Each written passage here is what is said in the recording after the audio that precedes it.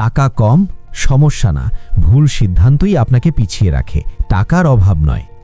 কম খরচে ব্যবসা শুরু করতে চাইলে প্রথমে বুঝতে হবে শুরুটা ছোট হলেও ব্যবসা সঠিক হলেই জয় আপনার।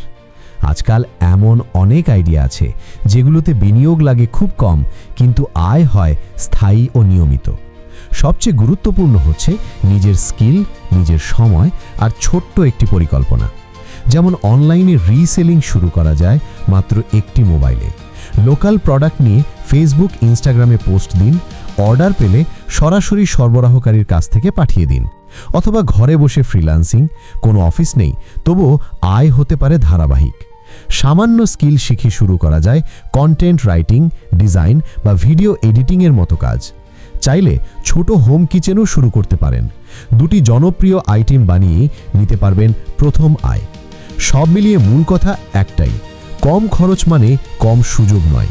আপনি শুরু করলে পথ নিজেই খুলে যায়, ভয় নয়। আজই শুরু করুন। ছোট ব্যবসায়ী কাল হবে বড় আয়ের দরজা।